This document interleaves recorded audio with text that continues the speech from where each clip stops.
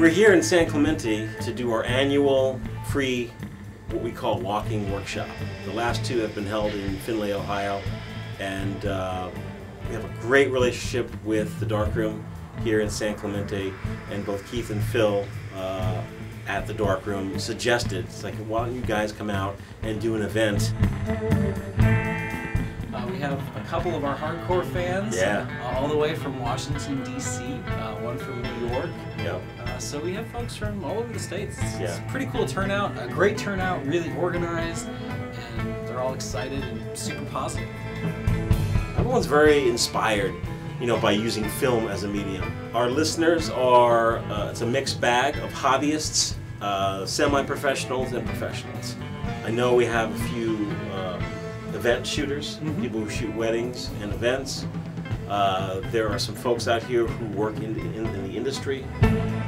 Another interesting thing about the folks, the audience that we have show up, and just the audience that are shooting film in general, there's a lot of folks, myself included, they've learned their whole photographic life has taken place with a digital camera. So when you discover that there's like this whole world that existed prior to digital, you're intrigued instantly. It's a complete novelty. So the darkroom process, how it works, some of it's the opposite of how the digital system works. Some of it's the same, but it's a little bit harder to get into and learn. And you can there's so many cameras out there and so many processes. It almost feels like it's your own. You know, there's millions of people doing it, but it feels very unique to you.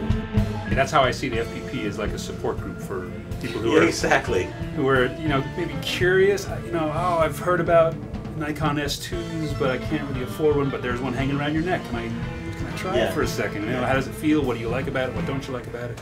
So at meetups like this, you get to try out a lot of cameras you've never seen before or you never heard of before. You know, again, an example of this one, and find something that find things that you might like or not like, or take your hobby to the next step.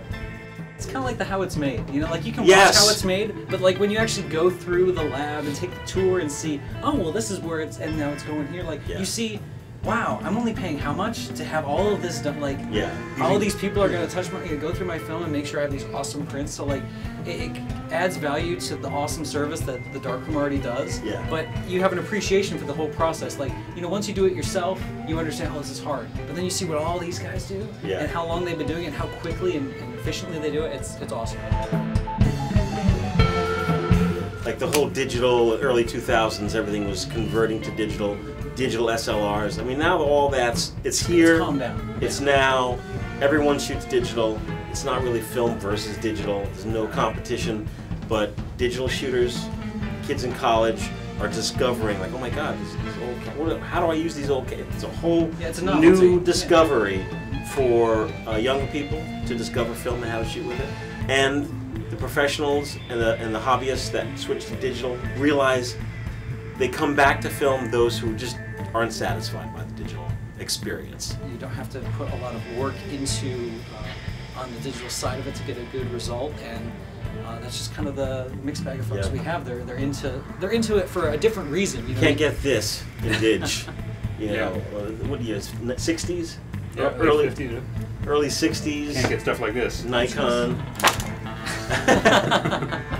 It just does things that you can't get. It makes you slow down. When I'm shooting with this camera, it takes me 30 seconds just to make sure everything's cocked right and set and focused. It really makes you appreciate everything that's in the frame. You think about, you know, lighting and the framing and, you know, what the clouds look like in the background. So it really makes you slow down. People who are here at this event, the idea of shooting film on a camera, they work it into their life. You know, they go out on their own photo walks. They get together with their friends and do film photo walks. So it's become sort of an awesome hobby and one that yields amazing results.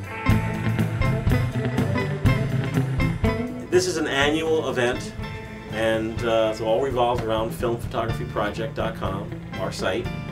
And